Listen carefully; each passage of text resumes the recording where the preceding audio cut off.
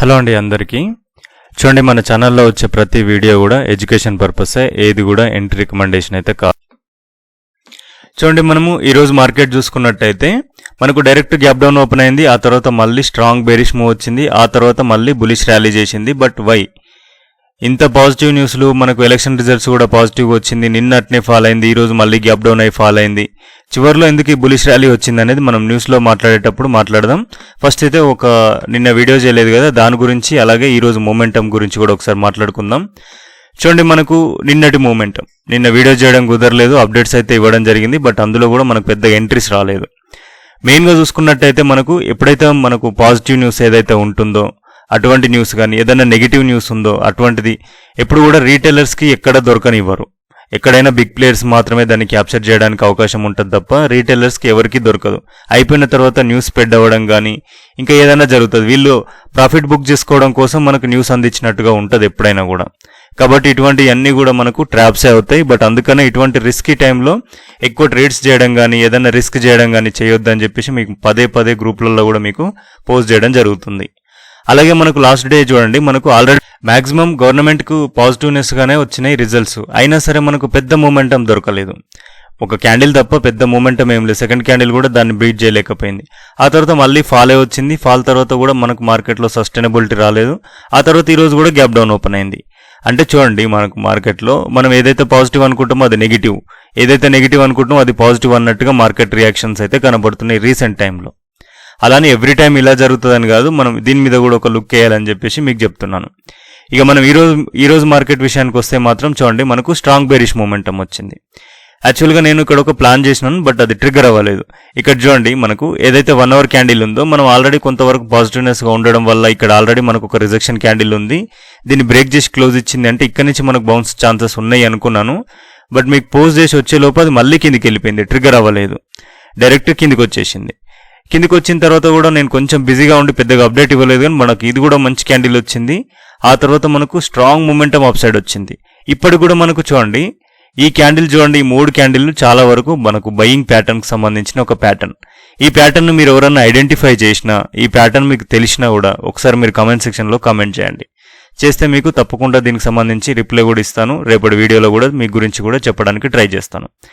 Exactly మనకు ఈ candle 50%కు మళ్ళీ రావాలి, వచ్చింది ఆల్రెడీ, ఇక్కడ నుంచి పైకి వెళ్ళడానికి ట్రై చేస్తుంది. బట్ మనకు మెయిన్ ఏంటంటే ఒక నెగిటివ్ న్యూస్ ఉంది, దానివల్ల కూడా మళ్ళీ మార్కెట్ ఫాల్ ఛాన్సెస్ ఉన్నాయి. లేదంటే మాత్రం ఇక్కడ నుంచి మళ్ళీ హైకి వెళ్ళే ఛాన్సెస్ కొంతవరకు అయితే ఉన్నాయి. మరీ హైకి వెళ్ళకపోవచ్చు, బట్ ఒక రోజు 2 రోజులు సస్టైన్ అయ్యి మళ్ళీ ఫాల్ అయ్యే ఛాన్సెస్ అయితే ఉన్నాయి.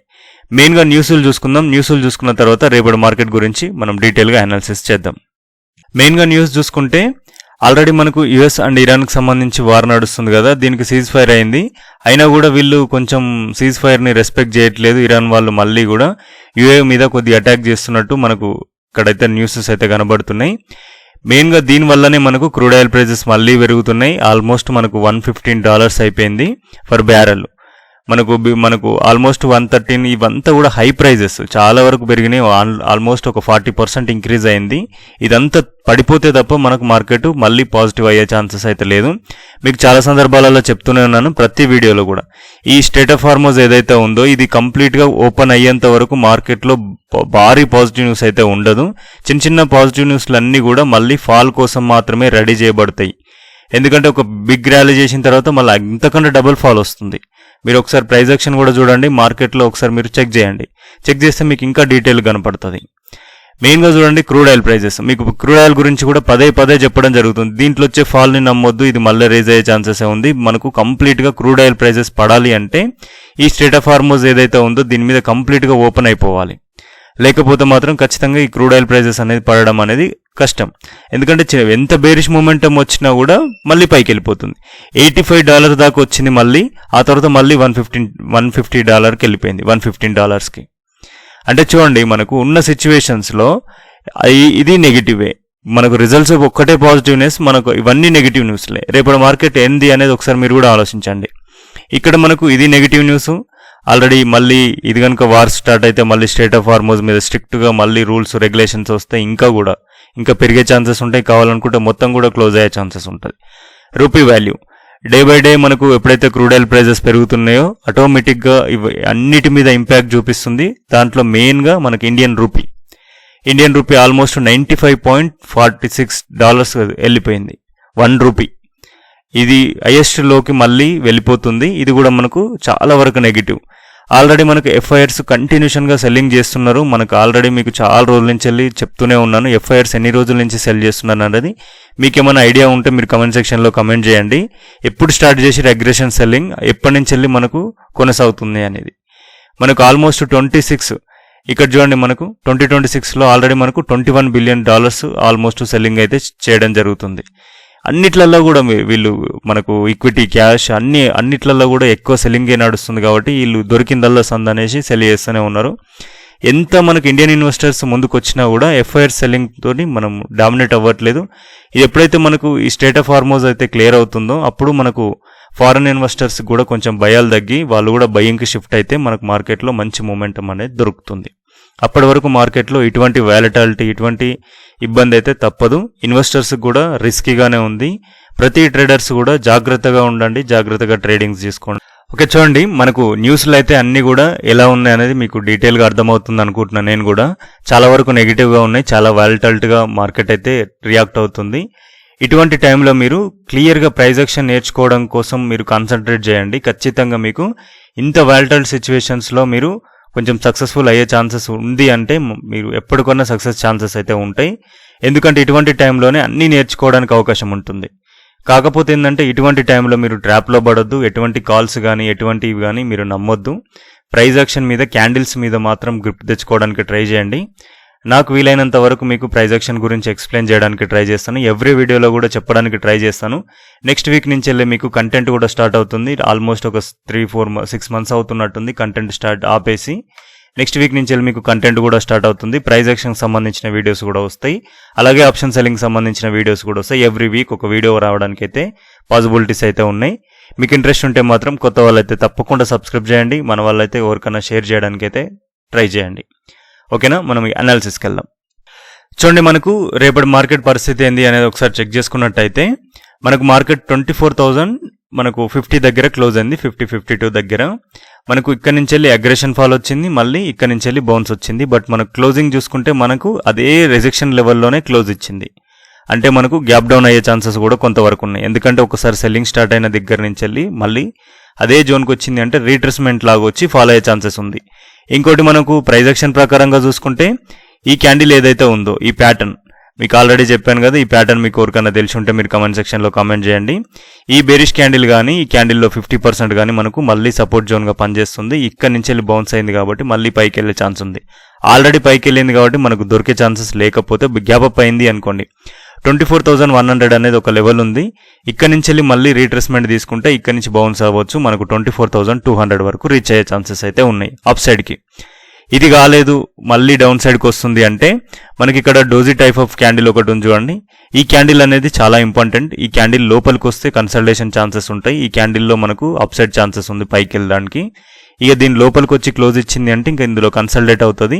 ఈ కన్సల్టేషన్ తర్వాత మళ్ళీ అప్ సైడ్ బ్రేక్అవుట్ అవుతుందా డౌన్ సైడ్ బ్రేక్అవుట్ అవుతుందా అనేది గమనించాలి. ఆ తర్వాత మనకు స్ట్రాంగ్ బౌన్స్ ఎక్కడి నుంచి వచ్చిందో అక్కడి వరకు మళ్ళీ ఛాన్సెస్ అయితే ఉన్నాయి. But rare chances. ఎందుకంటే మనకి ఇక్కడ ఆల్రెడీ మనకు రీట్రేస్మెంట్ ఫాలింగ్ వచ్చింది. ఇది కనుక ఫాల్ కంటిన్యూషన్ జరగాలి అంటే డైరెక్ట్ గ్యాప్ డౌన్ ఓపెన్ అయ్యి మళ్ళీ ఈ డౌన్ కూడా బ్రేక్ అయ్యే ఛాన్సెస్ ఉంది. లేదు మనకి ఇక్కడిక్కడే సస్టైన్ అవుతుంది, మార్కెట్ పైకి వెళ్ళలేకపోతుంది అంటే ఈ లెవెల్స్లో మనకు బ్రేక్అవుట్స్ కానీ ఒక క్యాండిల్ మనకు ఒక చిన్న ప్యాటర్న్ ఇక్కడ కూడా వెతకాలి. వెతికితే మనకు మళ్ళీ 24,050కి నియర్ బై ఎక్కడైనా దొరికితే ఇక్కడ నుంచి మళ్ళీ సెల్లింగ్ ఛాన్సెస్ ఉంటాయి. మళ్ళీ మనకు డౌన్ సైడ్ ఇంతవరకు ఛాన్సెస్ అయితే ఉన్నాయి. 23,000 మనకు 840 వరకు అవకాశం అయితే ఉంది.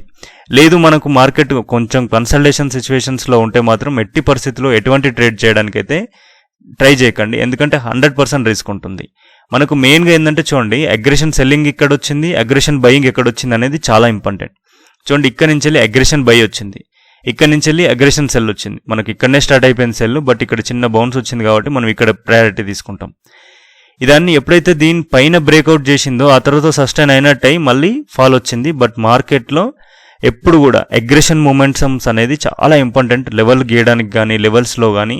కాబట్టి ఈ రెండు మీరు గమనించుకోండి. ఇది అగ్రెషన్ సెల్లింగ్ జోన్, ఇది అగ్రెషన్ బయింగ్ జోన్. ఇంకా మనం మధ్యలో తీసుకుంటే కూడా ఇది కూడా మనకు స్ట్రాంగ్ జోన్ క్రిందనే క్రియేట్ అవుతుంది. ఓకేనా, ఈ మధ్య మధ్యలో ఇక్కడ కాకుండా మార్కెట్ ఎక్కడ ఉన్నా కూడా మీరు ట్రేడ్ చేయడానికి అయితే ట్రై చేయొద్దు, అది రిస్కీ అవుతుంది. ఓకేనా, ఇది నిఫ్టీ.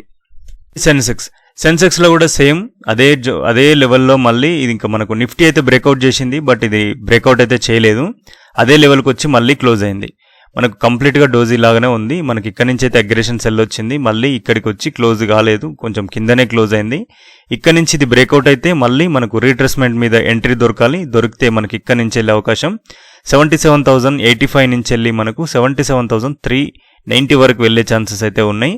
ఇది బ్రేక్ అయితే మనకు 700 వరకు కూడా రీచ్ అవ్వచ్చు. లేదు ఇక్కడ నుంచి మళ్ళీ సెల్లింగ్ స్టార్ట్ అవుతే మళ్ళీ ఏదైతే ఈ లో ఉందో ఇక్కడ వరకు రావచ్చు. మీకు ఈ ప్యాటర్న్ గురించి కూడా చెప్పాను కదా, ఈ ప్యాటర్న్కి సంబంధించి మీకు రేపు మార్నింగ్ దీనికి సంబంధించిన నెక్స్ట్ డేటా ఏదైతే ఉంటుందో దానికి సంబంధించి మీకు ఒక ఫోటో అయితే పెట్టడం జరుగుతుంది. దాన్ని బట్టి మీరు ఈ ప్యాటర్న్లో ఏం జరుగుతుంది అనేది మీరు తెలుసుకోవచ్చు. ఓకేనా, ఆలోపు మీరు కమెంట్ సెక్షన్లో మీకు తెలిస్తే మాత్రం ఖచ్చితంగా కమెంట్ చేయడానికి ట్రై చేయండి. దీంట్లో డౌన్ సైడ్ ఛాన్సెస్ ఉన్నాయి. ఇక్కడ నుంచి వెళ్ళే సేమ్ లెవెల్లో ఇక్కడ నుంచి వెళ్ళి మనకు ఇది బ్రేక్అవుట్ అయిన తర్వాత మనకి ఏమైనా దొరికితే అప్ సైడ్కి ఛాన్సెస్ ఉన్నాయి. లేదు మనం ఇక్కడ నుంచి సెల్లింగ్ ఛాన్సెస్ ఉంటే సెల్లింగ్ ఛాన్సెస్ మళ్ళీ ఈ లో వరకు కూడా రావచ్చు, నెక్స్ట్ లో ఇక్కడ వరకు కూడా రావచ్చు. ఇదన్నీ జరగలేదు, డైరెక్ట్ గ్యాప్ డౌన్ ఓపెన్ అయింది మార్కెట్ అంటే ఇంకా ఈ లెవెల్ కిందకి వచ్చింది అంటే ఇంక ఇందులోనే కన్సల్టేషన్ ఛాన్సెస్ ఎక్కువగా ఉంటాయి. ఈ కన్సల్టేషన్ అయిన తర్వాత డౌన్ సైడ్ బ్రేక్అవుట్ అయ్యే ఛాన్సెస్ ఎక్కువగా ఉన్నాయి. ఒకవేళ మనకు అప్ సైడ్ బ్రేక్అవుట్ అవుతే 76,775 అబోవ్ మనకు ఛాన్సెస్ అయితే ఉంటాయి. ఓకేనా, ఇది మనకు బ్యాంక్ నిఫ్టీ చూసుకున్నట్టయితే మనకు నిఫ్టీ కంటే కూడా కొంచెం దీంట్లో వీక్నెస్ ఎక్కువ కనబడుతుంది. మనకి అగ్రెషన్ ఫాల్ని బ్రేక్ చేసినా కూడా మళ్ళీ సెల్లింగ్ ఛాన్సెస్ కనబడుతున్నాయి. దీంట్లో ట్రేడ్ చేయడం అంటే 100% రిస్క్ అయిపోతుంది. చూడండి, మనకు ఈ విక్స్ అనేది దీంట్లో హెవీగా మనకు క్రియేట్ అవుతున్నాయి కాబట్టి దీంట్లో కొంతవరకు రిస్క్ అయితే ఉంది. మనకు ఇంపార్టెంట్ లెవెల్ గురించి మీకు ఇంతకుముందు వీడియోలో కూడా చెప్పాను కదా, 54,467 అనేది చాలా ఇంపార్టెంట్ లెవెల్ అని. అదే లెవెల్ కిందికి వచ్చి క్లోజ్ అయిందా, మళ్ళీ రీట్రేస్మెంట్ తీసుకుందా, మళ్ళీ ట్రాప్ చేసి పైకి ఇచ్చింది. ఇప్పుడు మనకు ఈ లెవెల్ కాడికి మళ్ళీ వస్తుంది. ఒకవేళ ఫ్లాట్ ఓపెన్ అయితే ఈ లెవెల్ నుంచి వెళ్ళి మళ్ళీ బౌన్స్ ఛాన్స్ ఉండొచ్చు. ఈ లెవెల్ కింద బ్రేక్అవుట్ అయింది అంటే మళ్ళీ డౌన్ సైడ్కి రీట్రేస్మెంట్ తీసుకొని ఫాలో అయ్యే ఛాన్సెస్ అయితే ఉన్నాయి. 53,900 కూడా లేదు. దీంట్లో కంప్లీట్గా మనం అప్సైడ్ ప్లాన్ చేసుకోవచ్చు అనుకుంటే 55,000 ఎబోనే, 55,000 ఎబో మనకు మంచి ట్రేడ్ దొరికితే తీసుకోవచ్చు. లేదు మార్కెట్ ఇక మధ్యలో ఉంది అంటే మాత్రం ఎటువంటి ట్రేడ్ చేయడానికి లేదు, కంప్లీట్గా వదిలేయడం తప్ప ఏమీ లేదు. ఓకేనా, ఇంపార్టెంట్ లెవెల్స్ ఉంటాయి, అక్కడ దగ్గరనే మీకు ట్రాప్స్ కానీ ఇంకేమైనా జరుగుతూ ఉంటాయి. దాన్ని మీకు ఎవ్రీ వీడియోలో మీకు ఎక్స్ప్లెయిన్ చేస్తూనే ఉంటాను. ఇంకా కూడా మీకు ఇంకా ఎటువంటి ఇన్ఫర్మేషన్ కావాలనేది కూడా మీరు కమెంట్ సెక్షన్లో అడగండి, నేను దాని గురించి కూడా మాట్లాడడానికి ట్రై చేస్తాను. ఓకేనా, ఇది bank Nifty. Okay, crude oil చూడండి. క్రూడ్ ఆయిల్లో మనకు మార్కెట్లో ఎన్ని నెగిటివ్ న్యూస్లు వచ్చినా మళ్ళీ పాజిటివ్ అయిపోయి వెళ్తూ ఉంది. ఓకే, మనకు సీజ్ ఫైర్ అన్నప్పుడు ఫాలో అవ్వడం మళ్ళీ కంప్లీట్గా పైకి వెళ్తుంది. మనం ఈ ఫాల్లో కూడా మనం నెగిటివ్ అనుకోవడానికి అయితే లేదని చెప్పి మనం డీటెయిల్గా మాట్లాడుకున్నాం.